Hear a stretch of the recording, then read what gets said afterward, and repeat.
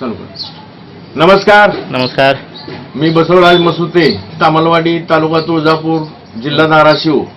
आज दिनांक 8 ऑगस्ट 2025 रोजी या ठिकाणी कांदा, या येलोरा या जातीच्या कांद्याची बीज प्रक्रियेचा डेमो चालू आहे.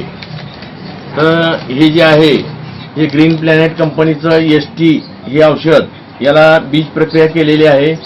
आणि इकडे जे आहे ते बीज प्रक्रिया न केलेलं या ठिकाणी बियाणं आहे कांद्याचं, येलोरा या व्हरायटी आहे.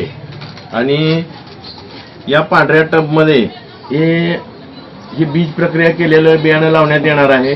आणि हा जो कलरचा टब आहे याच्यामध्ये बिगर बीज प्रक्रिया केलेलं आहे. तर आज माझ्यासमोर माझ्या गावातील युवा शेतकरी विश्वास पवार व कांदा उत्पादक शेतकरी कबीर पाटील यांच्या हस्ते हा बीज प्रक्रियेचा डेमो करण्यात येत आहे. बीज प्रक्रिया केल्यामुळे काय बदल होतो हा तुम्हाला प्रत्यक्ष दाखवण्यासाठी हा डेमो ST या औषधात बीज प्रक्रिया करून त्यांच्या या शेतकऱ्यांच्या हस्ते हा डेमो मी आज 8 ऑगस्ट रोजी तुम्हाला माहितीसाठी दाखवत आहे.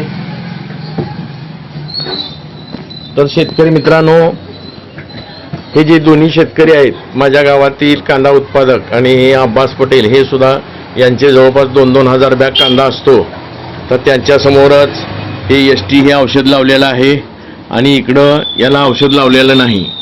तर आज 8 तारखेला याच्यानंतर याची मुवमेंट, याची वाढ कशी होते आणि याचं जी उगवण क्षमता कशी होते हा प्रत्यक्ष व्हिडिओ नंतर मी तुम्हाला दाखवणारच आहे.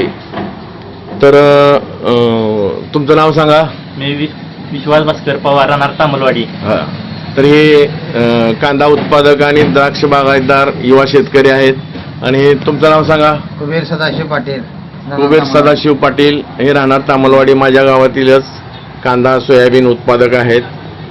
तर विश्वास, तुम्ही हे बीज प्रक्रिया केलेलं बियाणं टाकून घ्या. आणि पाटील, तुम्ही हे बिगर बीज प्रक्रिया केलेलं या टबमध्ये टाकून घ्या. कशा पद्धतीनं तुम्ही तुमच्या शेतामध्ये टाकता त्या पद्धतीनं हे बियाणं टाकून घ्या. तर शेतकरी मित्रांनो, खरीप हंगाम असो किंवा रब्बी हंगाम असो, तर कुठल्याही पिकाला, सोयाबीन असेल, कांदा असेल, हरभरा असेल, ज्वारी असेल, गहू असेल, या सर्व बियाण्याला बीज प्रक्रिया केल्यानंतर 20% उत्पादनामध्ये वाढ होती. हे प्रत्यक्ष आपल्याला मी दरवर्षी वेळोवेळी हे अशा प्रकारचे डेमो करून आपल्या शेतकरी मित्रांसाठी ग्रुपवर टाकतच असतो.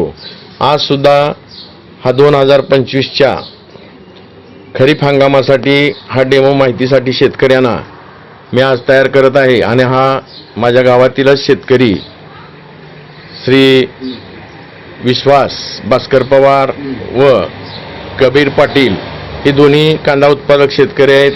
आणि विश्वास पवार हे द्राक्ष उत्पादक शेतकरी आहेत, द्राक्ष बागायतदार आहेत. त्यांच्या हातून आज रोजी 8 तारखेला हा डेमो मी आज आपल्या माहितीसाठी तयार केलेला आहे. आता याच्यावरती बियाणे टाकून, माती टाकून, पाणी टाकून नंतर 3-4 दिवसांनी परत एकदा याची काय परिस्थिती झाली, उगवण कशी झाली, हे सर्व तुम्हाला व्हिडिओद्वारे मी प्रत्यक्ष. तर हा पहा, 8 तारखेला आज 8/2025 रोजी हा डेमो करण्यात येत आहे. आणि तुम्हाला अधिक काही माहिती हवी असेल तर माझ्या या 9960 38 54 38 या मोबाईल नंबरवरती आपण संपर्क करू शकता, याची माहिती घेऊ शकता. तर धन्यवाद. जय हिंद, जय महाराष्ट्र.